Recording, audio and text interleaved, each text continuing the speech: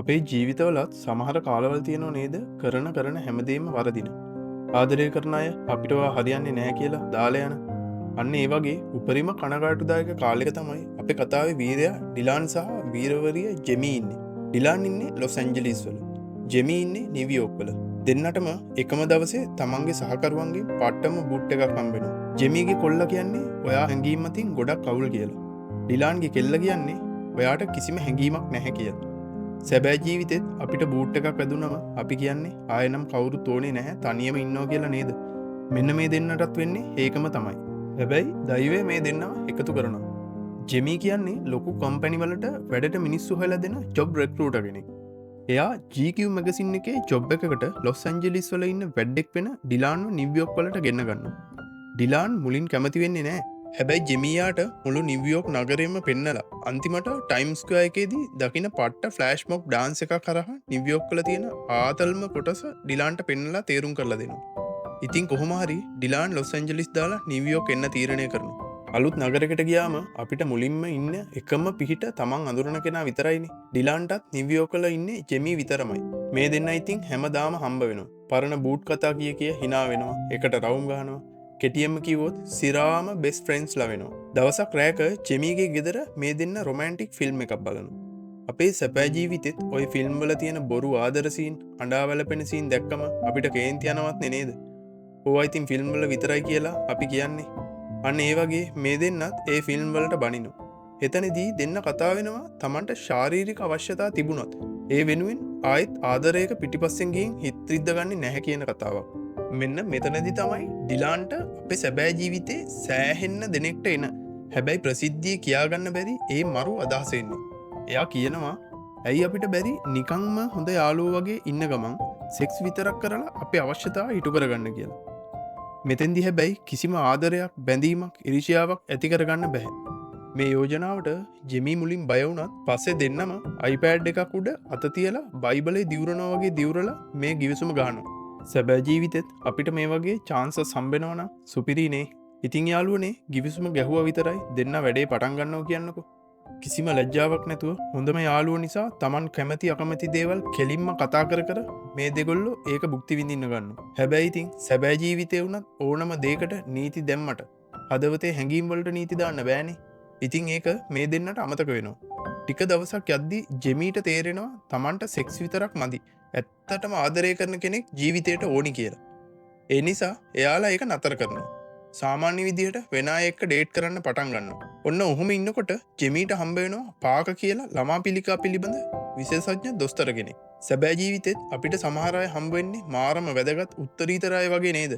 හැබැයි ඇතුලෙන් උන් පාට්ටම කපටි. මේ දොස්තරත් අන්න ඒ වගේ පොරක්. ජෙමීගේ දවස් 5 ඩේටින් රූල් එකටත් එකඟ වෙලා දවස් 5ක් හොඳට ඉඳලා ජෙමී එක්ක එකතුන මුල්ම දවසේ ඉඳන් කිසිම ගාණක් නැතුව ජෙමීව දාලා යන්න ප්ලෑන් කරනවා. මෙන්න මෙතනදී ජෙමී හොටු පෙරාගෙන අඬනවා. පස්සේ බලන්නකෝ එයා ළඟට වෙලා සනසන්නේ කවුද කියලා. ඒ තමයි ඩිලාන්. එතනදිම අපිට තේරෙනවා ඩිලාන්ගේ හිතේ දැන් යාළුවෙක්ට වඩා ලොකු බැඳීමක් ජෙමී ගැන ඇති වෙලා තියෙන්නේ කියලා. අන්තිමේට කොහොම හරි අර හොර දොස්තරයා ජෙමීව දාලා පැනලා යනවා. මෙතෙන්දී ඩිලාන් කරන්නේ ජෙමීගේ හිත හදන්න එයාව එක්කන් යනවා ලොස් ඇන්ජලිස් වල තියෙන ඩිලාන්ගේ මහගෙදරට. එහෙදි ජෙමී ඩිලාන්ගේ පවුලයාත් එක්ක මාරම ෆිට වෙනවා.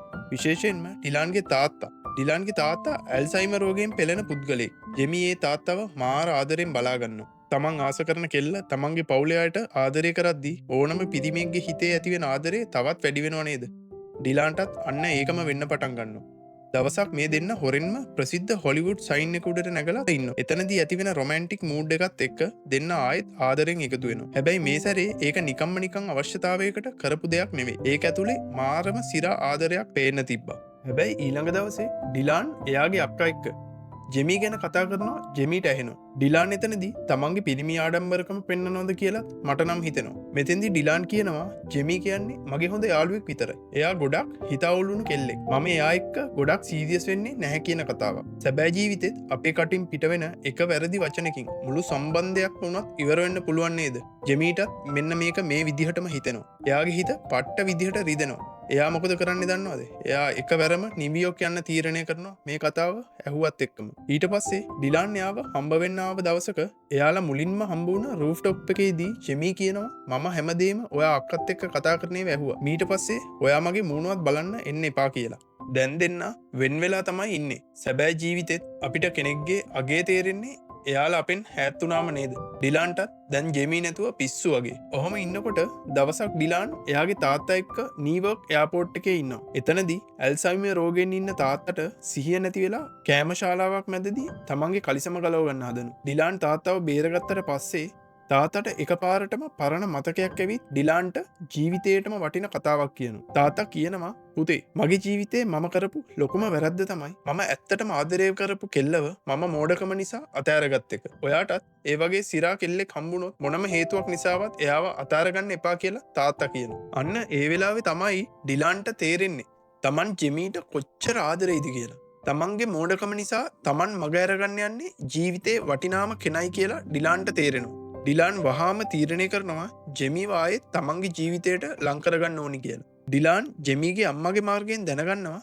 ජෙමී එදා හවස ග්‍රෑන්ඩ් සෙන්ට්‍රල් ස්ටේෂන් එක හරහා යනවා කියලා. ජෙමී ස්ටේෂන් එක මැදින් යද්දී එක පාරටම සෙනග මැද්දෙන් සෙමිසොනික් කණ්ඩායමේ ක්ලෝසින් ටයිම් සින්දුව ප්ලේ වෙන්න ගන්නවා. ඩිලාන් ලොකු ෆ්ලෑෂ් මොබ් එකක් ප්ලෑන් කරලා සෙනග 100 ගාණක් එකතු වෙලා නටද්දි ඩිලාන් සෙනග මැද්දෙන් ඇවිත් ජෙමී ඉස්සරහා දනගහලා තමන්ගේ හිතේ තියෙන සැබෑ ආදරේ ප්‍රකාශ කරනවා. මට ඔයාව මගේ හොඳම යාළුවා විදිහට විතරක්ම නෙවෙයි මගේ ජීවිත කාලෙටම ඉන්න ඕන මගේ ළඟින්ම ඉන්න ඕන කියලා ඩිලාන් මෙතෙන්දි කියනවා. මෙතනදී ජෙමීට ඩිලාන්ගේ මේ අවංක ආදරේ තේරුම් ගන්න පුළුවන්. එයා ඩිලාන්ට සමාව දීලා දෙන්න ආදරයෙන් බැලඳ ගන්නවා. ෆිල්ම් එක ඉවර වෙන්නේ මේ දෙන්න එයාලගේ පළමු නිල ආදර ඩේට් එක විදිහට පාරායිනේ තියෙන පර්ෂියන් ස්ක්වයර් කැෆේ එකෙන් කෑමක් කන්න යන සීන් එකකින්.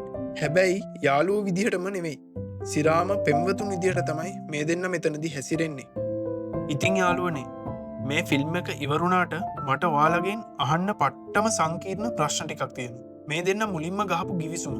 ඒ කියන්නේ කිසිම ආදරයක් නැතුව නිකන්ම සෙක්ස් විතරක් කරන එක සැබෑ ජීවිතයේදී ඇත්තටම කරන්න පුළුවන් දෙයක්ද? නැත්තම් කොච්චර නීති දැම්මත් කාලයක් එකට ඉද්දී කොල්ලෙක්ගේ හෝ කෙල්ලෙක්ගේ හිතේ කෙමිකල්ස් වෙනස් වෙලා ආදරය කියන දේ ඉබේම ඇති වෙනවද? ඔයාලා හිතන විදිහට ෆ්‍රෙන්ඩ්ස් විත් බෙනිෆිට්ස් වගේ සම්බන්ධතාවයක් සැබෑ ජීවිතයේදී 100% සාර්ථක කරගන්න පුළුවන්ද? නැත්තම් ඒක අනිවාර්යයෙන්ම හදවත කෑලිවලට කැඩිලා විනාශයකින් විතරක්ද ඉතුරු වෙන්නේ? ඔයාලගේ අවංකම අදහස පල්ලෙහායින් කමෙන්ට් කරන්න. බලමු වැඩිපුරම ඉන්නේ දේශපාලනිකව හිතන අයද එහෙම නැත්තම් හැඟීම්බරව හිතන අයද කියලා. ඉතින් වීඩියෝ එකට ලයික් එකක් දාලා යාළුවන්ට බලන්න ෂෙයා කරන්න. තාමත් මිස්ටර් සිනමා සබ්ස්ක්‍රයිබ් කරලා නැත්තම් දැන්ම සබ්ස්ක්‍රයිබ් කරන්න. ඊළඟ දවසේ තවත් සුපිරිම ෆිල්ම් රිවිව් එකකින් හමුවෙමු. හැමෝටම ජය වේවා.